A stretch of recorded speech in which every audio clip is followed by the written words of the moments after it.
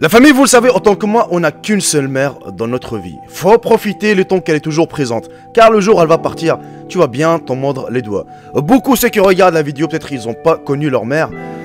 Je souhaite un très bon courage. Aujourd'hui les amis, je vais vous présenter une vidéo assez courte et assez triste d'une maman qu'elle a été jetée par son fils dans une maison de retraite. La cause vous allez bien rigoler. La famille, je vais pas vous spoiler, mais on se retrouve surtout à la fin de cette vidéo. Sur ce, j'espère que la vidéo vous plaira. N'hésitez surtout pas de la partager au maximum et de mettre votre plus gros pouce bleu et d'activer la cloche de notification. Sur ce, bon visionnage à tous et à toutes.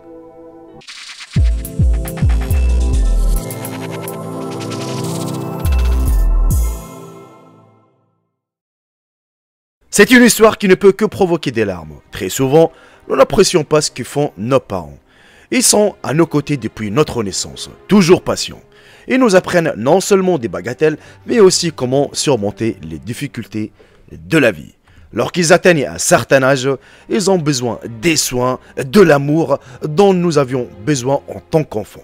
Parfois, certains décident qu'il est plus facile d'envoyer leurs parents dans des maisons de retraite spéciales, soit par manque de temps, soit parce que c'est le moyen le plus facile pour eux. Ou soit c'est leur femme qui leur demande de mettre ses parents dans des maisons de retraite, car tout simplement elle n'aime pas ses parents.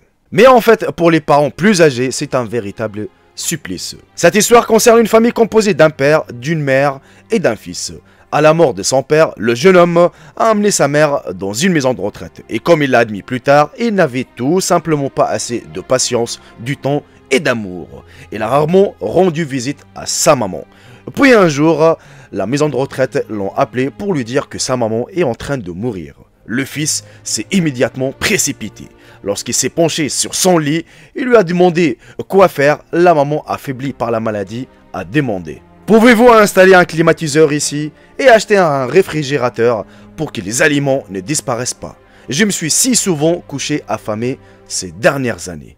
Il mange les meilleurs aliments et le meilleur plat du monde avec sa femme, tandis que sa maman est en train de mourir de faim dans la maison de retraite. L'homme avait les larmes aux yeux et il a demandé à sa maman: maman, pourquoi tu n'en as jamais parlé? J'apporterai tout.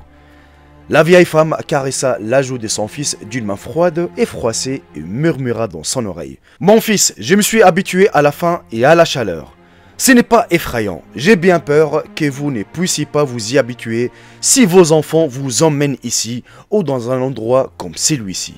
5 minutes plus tard, le fils étreignit un corps sans vie. La mère est décédée. Appréciez et prenez soin de ceux qui vous ont donné la vie. C'est grâce à tes parents que tu vis dans ce monde.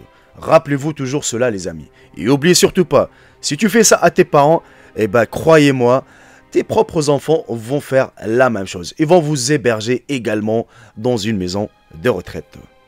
Tout ce que tu fais aujourd'hui, ça va se payer un jour. Tu voles 1 centime, le lendemain tu vas perdre 1 million. Aujourd'hui tu as traité quelqu'un, ne t'inquiète pas que quelqu'un va te traiter un de ces jours. Aujourd'hui tu as maltraité tes parents, t'inquiète pas, tes enfants vont faire la même chose. Aujourd'hui tu as mis ton père ou ta maman dans une maison de retraite, ne t'inquiète pas, un de tes gosses va te mettre dans une maison de retraite un de ces jours. Moi personnellement j'ai pas le courage de mettre un de mes parents dans une maison de retraite. Même si ma femme, je sais pas moi, attends, c'est mes parents, c'est grâce à eux que je suis né, c'est grâce à eux que je suis avec toi aujourd'hui, c'est grâce à eux que je suis marié avec toi. Ah non, c'est hors du question. Mes parents, c'est mes parents. Jusqu'au jour où ils vont partir, je prendrai soin d'eux. Au pire des cas, même si un de mes parents est malade et que je suis en train de travailler, je vais me mettre au chômage pour s'occuper de mes parents. Car le jour où ils vont partir, je vais m'en mordre les doigts. Il faut profiter du moment, les temps qui sont encore en vie, la famille. J'espère que la vidéo vous aura plu. C'est une petite vidéo assez courte. N'hésitez pas à me dire dans l'espace commentaire ce que vous en pensez des personnes qui mettent leurs parents dans des maisons de retraite. Aucune excuse pour moi. Je vous dis toute la vérité, aucune excuse. Vous allez me dire, ouais, mais ils n'ont pas le temps de s'occuper d'eux, parce que vraiment, il leur faut, voilà. Par exemple, il y a des parents où ils vivent avec des couches, ainsi de suite. C'est niveau hygiène, niveau respect. Je peux pas, voilà, déshabiller mon père ou ma mère, ainsi de suite, lui mettre des couches, ainsi de suite. Oui, là, je vous comprends. Mais tu peux le désigner une infirmière. Une infirmière, tu peux payer une infirmière. Si tu as les moyens, tu peux payer une infirmière, elle viendra chez toi. Ne t'inquiète pas, elle va s'occuper de lui de A à Z. La preuve, mon beau-père. Et d'ailleurs, je vous remercie infiniment pour vos soutiens dans l'onglet communauté. Car je vous ai dit que mon beau-père il est malade justement. Bah oui. Et c'est qui s'occupe de lui? Bah c'est moi et sa fille qui est justement ma femme. Ah, on a fait tout pour lui. Personnellement, c'est moi qui le prenais son bain, son douche, sa douche. Je l'habillais, ainsi de suite. Et là, il est à l'hôpital. Il va revenir à la maison lundi où il y a une infirmière qui va s'occuper de lui. Elle va lui mettre de l'insuline, ainsi de suite. Bon, c'est vrai qu'il est diabétique, elle a la tension. Et là, apparemment, s'ils ont trouvé comme une espèce d'une microbe dans les prostates et dans le sang. Là, maintenant, c'est l'infirmière qui va le ramener en ambulance le lundi chez moi, ici, dans ma propre maison. Et l'infirmière viendra le voir le matin et le soir afin de lui changer les bouteilles, enfin bref, de s'occuper de lui.